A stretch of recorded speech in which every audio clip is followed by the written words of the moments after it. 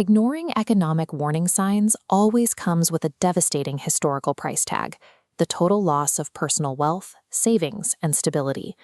Past housing crashes prove this reality. These foreclosure signs represent families losing the physical assets they spent decades paying for. American credit card debt recently crossed $1.17 trillion. Combined with rising tariffs and a housing market that now requires a six-figure income for entry, the current public anxiety is grounded in data. However, a recession is technically defined as 2 consecutive quarters of negative GDP, a threshold we haven't crossed yet. With unemployment still historically low, the underlying engine of the economy is still running. This creates a narrow window of opportunity. The disaster is visible on the horizon, but those who act immediately can still bypass the damage. Most economic casualties are self-inflicted.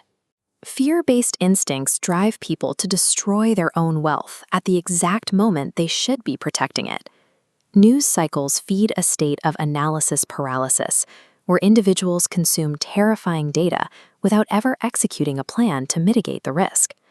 Surviving this shift requires a strictly contrarian approach, identifying the moves the panicked majority is making and then moving in the opposite direction. Panic selling during a market dip is the first major wealth trap. This red valley shows where fear-driven investors liquidate assets, but the market reliably recovers. By selling at the bottom, you lock in losses and disqualify yourself from the inevitable upswing. Doom spending creates the second trap. People rack up luxury debt under the assumption that inflation or job loss will make their money worthless anyway.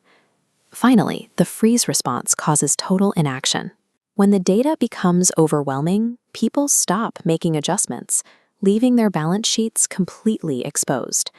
Logical mitigation is the only reliable asset in a downturn.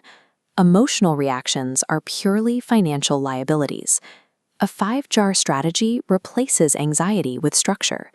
Jar 1 is the priority, an emergency fund in a high-yield savings account earning interest.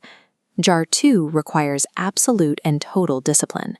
You hold your retirement and index fund positions, regardless of short-term market volatility.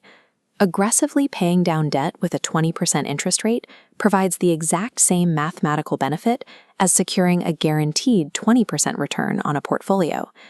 Jar 4 is an opportunity fund for buying discounted assets, while Jar 5 invests in skills to defend against potential layoffs.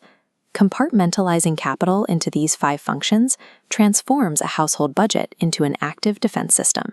Evaluating income risk requires an objective look at which career sectors are vulnerable or resilient. Marketing and advertising budgets are historically the first to be cut.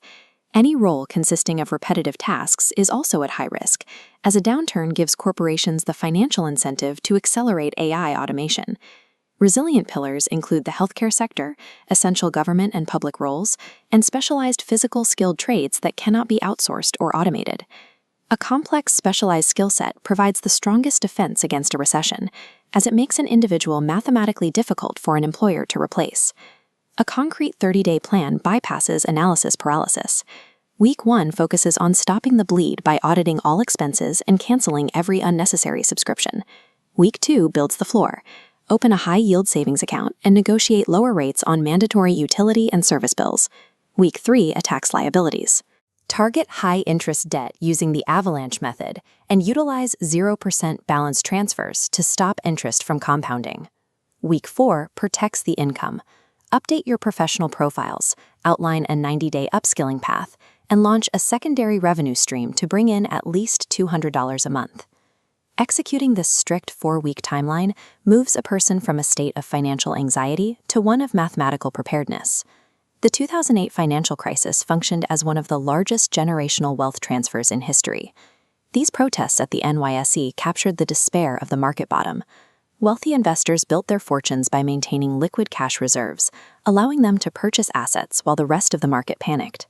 Adopting a contrarian playbook allows a person to step in and buy assets at a steep discount, rather than remaining a passive victim of the economy. Subscribe for next week's guide on exactly how to fund that first $1,000 emergency jar, starting from absolute zero. A recession is a tragedy for the unprepared, but it offers a systemic, generational discount for those who have a plan.